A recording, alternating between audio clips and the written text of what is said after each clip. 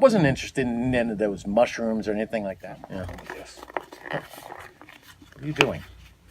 You crushed my cup. Do you realize that every cup you crush, you kill a tree? A whole tree? The whole tree goes because you crushed the cup. You should save that cup. It's not a bad cup. Uncrush it. I bet you throw plastic in the ocean, and you're responsible for killing turtles now, right? Hold on, let me fold this By in. the way, since we're on the subject, environmentally speaking, there's a couple things that we might consider doing. Not throwing plastic into the ocean. Because of that, is now we all have paper straws, which fall apart. Yeah. And if you go to California, they don't even have any straws. You have to bring them in. But you might get stopped at the airport like you were, bringing some contraband in. Right. You got to be careful with plastic straws. I say paper's okay, but, there's only so far you can go. But don't do that again. In fact, I might rinse this out and use this myself. Actually, you could talk to your plants. Did you know that? Plants, some lady recorded a plant, and it was actually doing stuff, making some noise. Maybe we should record some plants. I know a garden over by St. Luke's up the street. We'll go over there. We just need some sort of recording devices.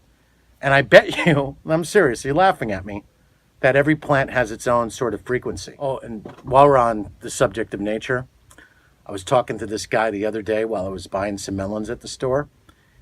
He said that if he was out hunting and he saw a Bigfoot, he'd shoot him and bring him in. And I said, well, isn't Bigfoot a hominid? He goes, what? I go, well, yeah, Bigfoot is a hominid, which means he's from the same kingdom, phylum, different species, hominid. I go, so if you shot a hominid, even if it was a Bigfoot, technically that's homicide, and you'd be in a lot of trouble. Boys and girls, don't crush cups. Don't throw plastic into the ocean.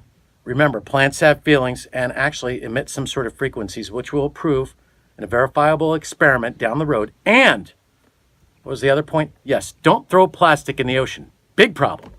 That's all for today. Broadcasting from the Rock and Roll Bomb Shelter. I'm ready.